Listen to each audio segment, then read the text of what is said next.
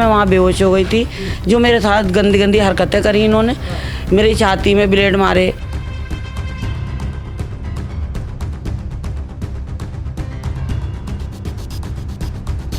मुझे तेजाब डालने की धमकी दे रहे हैं, कह रहे हैं जब हम जेल जाएंगे जब तुझे तेरा ऊपर तेजाब डाल देंगे। तो किराए पे मेरा घर है और आईओ के सामने भी उस दिन मुझे गंदी गंदी गाली दे रहा था। मैंने आईओ से कहा तो आईओ बोला आप लोकल पुलिस बुलाओ, हमारा कोई मतलब नहीं है। पाइल्स फिशर फिस्टुला यह एक आम समस्या। इस समस्या से जूझ रहे लोग करवा सकते हैं शारकरप शारसूत्र चिकित्सा। नीचे दिए नंबरों पर संपर्क करें। राजधानी दिल्ली में लगातार क्राइम बढ़ रहे हैं, अपराध बढ़ रहे हैं, लेकिन अपराधियों के ऊपर दिल्ली पुलिस बिल्कुल भी लगाम नहीं लगा रही है। हम आपको बता दें कि फिर से एक बार ऐसी शर्मनाक घटना सामने आई है जो वाकई में सोचने पर मजबूर कर देती है कि क्या अब राजधानी दिल्ली के अंदर जो अपराधी हैं उनके अंदर से खौफ निकल चुका है दिल्ली पुलिस का, या फिर दिल्ली पुलिस सच में अब सिर्फ दिल्ली की पुलिस रह गई है और सिर्फ इसीलिए पुलिस बनाई गई है कि वो सिर्फ पैसे ले, सरकार इतना उनके ऊपर इन्वेस्ट करे, उन्हें नई टेक्नोलॉजी दे और फिर भी अपराधी जो है खुलेआम घूमे। एक महिला जो गीता कॉलोनी के शास्त्री नगर में रहती है वो दर बदर भटक रही है, कभी थाने के चक्कर, कभी एसपी और डीएसपी के चक्कर, फिर भी जो है उन्हें इंसाफ नहीं मिल रहा। जरा सोचिए कि वो महिला अपना ये रिक्शा चलाती है क्योंकि उनके पति को उनकी पति के जो है तबीयत खराब रहती है, उनके पांव टूटे हुए हैं, इस वजह से वो घर का खर्चा चलाती है। लेकिन इनके आस पड़ोस में रहने वाले कुछ ऐसे दबंग लोग जिन्हें ये पसंद नहीं आता और इनसे पैसे मांगता है और इस चीज को लेकर इनके साथ इतनी अभद्र की गई, इनके साथ गाली गलौज से लेके मारपीट तक किए गए, इनके कपड़े फाड़ दिए गए। अब जरा सोचिए कि महिला क्या करे जब अगर सिस्टम से इन्हें इंसाफ नहीं मिलेगा तो क्या होगा। सबसे पहले जुड़ते हैं इनके साथ, बातचीत करते हैं। क्या नाम है आपका? आसमा। अच्छा आसमा जी, आप यहाँ कब से रह रही हैं? यहाँ मुझे 2 साल हो गए। 2 साल हो गए। ई रिक्शा आप चलाती हैं? हाँ, ये रिक्शा मैं अभी 4 महीने से चला रही हूँ। 4 महीने से ई रिक्शा चला रही है। क्या हुआ उस दिन जब आप पार्किंग में अपने ई रिक्शा को लेकर? पार्किंग में मैं गई थी, पंडित की पार्किंग में राधू प्लेस पे, तो वो 4-5 लोग थे, पहले से ही वहाँ ड्रिंक कर रहे थे। अच्छा। मैंने उन्हें नहीं देखा था, मैं अपनी रिक्शा लगा के और चार्जिंग लगा के मैं बाहर जैसे निकली हूँ पंडित के पास पैसे देने, इतने में ही वो लोग ने मुझे गाली गुप्तारी शुरू कर दी। जब मैं बच के कैसे ही पीछे ऊपर आई हूँ पार्किंग में, फिर उसका भाई अरशद और गोलू, उसका नाम असली मोहम्मद फरमान है और एक शाहरुख नाम है, वो तीनों चारों उन्होंने पकड़ के मुझे और पार्किंग में ले जाने लगे ज़बरदस्ती। जाके मैं खींच के भागी। अच्छा। जब मैं ऊपर भागी मैंने 112 पे कॉल करी। जब तक मैं आई हूँ जब तक इन लोगों ने मुझे खूब तबीयत से मार लिया था, मैं वहाँ बेहोश हो गई थी। जो मेरे साथ गंदी गंदी हरकतें करी इन्होंने, मेरी छाती में ब्लेड मारे इन्होंने, बहुत ज़्यादा ही समझ लो नंगी हो गई थी मैं। मेरे साथ जो ड्राइवर था उसने मुझे अपनी टी शर्ट पहनाई और जब मैं घर आई जितने भी वस्त्र थे उन सबको फाड़ दिया गया। हाँ, सारा मेरे पेट पे लातें मारी। हाँ। मेरे सिर में रॉड मारी, मेरे पैर की हड्डी टूट गई थी। हाँ। और उसकी फोटो ये है, ये सारा मैंने ले रखा है, ये सारा कुछ है। जरा दिखाइए कि कितना ये शर्मनाक बात है कि एक महिला को किस तरह से 3-4 लोग इतने दबंग हो जाते हैं कि वो घुसते हैं पार्किंग के अंदर, नशा करते हैं, पार्किंग वाला भी उसे नहीं रोकता और नशे के बाद किस तरह से इन्हें इस कदर मारा जाता है कि जूम करके दिखाइए कि इनके पांव टूटे हुए हैं और किस तरह से हर जगह शरीर के एक एक जगह पे किस तरह से निशान आया है। लेकिन उसके बावजूद भी इसमें पुलिस का रोल कितना अहम हो जाता है ये हम आपको सुनवाते हैं। एक बात बताइए, इसके बाद आपने 112 नंबर पे कॉल किया? 112 पे कॉल करी, फिर पुलिस वाले आए, उन्होंने ना NCR काट के मुझे दे दी, बोले कोई चोट नहीं है आप जाओ। अच्छा। फिर मैं कड़का डूमा गई, उन्होंने कोई मेरा मेडिकल नहीं करा।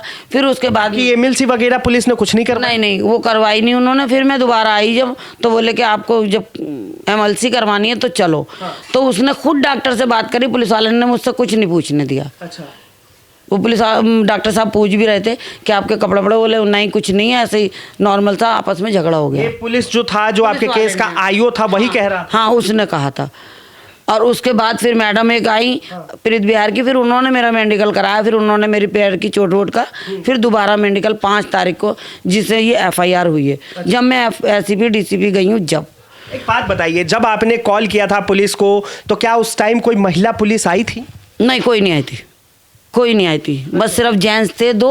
वो जेंट्स उसकी बातों में लगे रहे। वो उनके सामने भागा है, उनके सामने मैं बेहोश होकर गिर गई थी। वो बोले ऐसे तो बेहोश हो ही जाते हैं। अच्छा। वो फिर 2-3 लड़के थे, उन्होंने उठा के मुझे बोले इसको थाने लेके आओ, बस उन्होंने लिखा और NCR काट के मुझे दे दी। फिर मैं DCP SCP साहब गई हूँ, जब इन्होंने मेरा मुकदमा कराया उसके बाद भी उन्हें गिरफ्तार नहीं करा।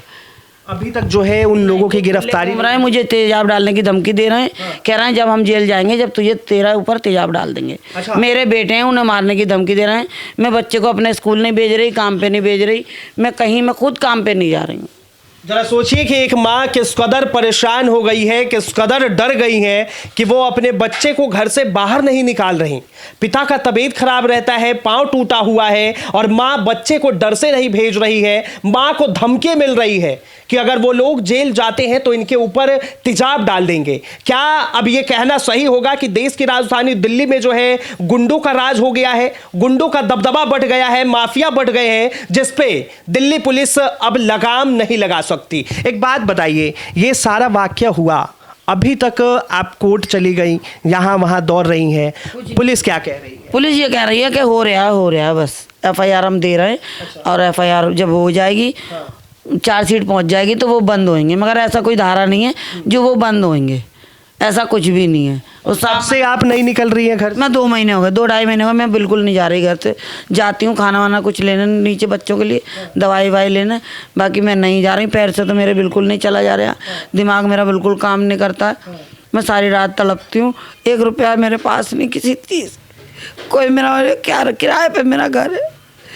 और आईओ के सामने भी उस दिन मुझे गंदी गंदी गाली दे रहा था। मैंने आईओ से कहा तो आईओ बोला आप लोकल पुलिस बुलाओ, हमारा कोई मतलब नहीं है। मतलब पुलिस वाले के सामने आपको गाली दिया जा रहा था? हाँ, आईओ से उन्होंने ये कह रहे हैं आईओ के सामने, मैंने आईओ खरीद रखा है, तू कुछ नहीं कर सकती। बहुत गंदी गंदी गाली जहाँ के सुनी भी नहीं जा रही थी मुझे। बात बताइए, ये जो मोहम्मद रिजवान है जिसके ऊपर आपने आरोप लगाया है, मोहम्मद रिजवान नहीं है, क्या नाम है, मोहम्मद फरमान और मोहम्मद अरशद।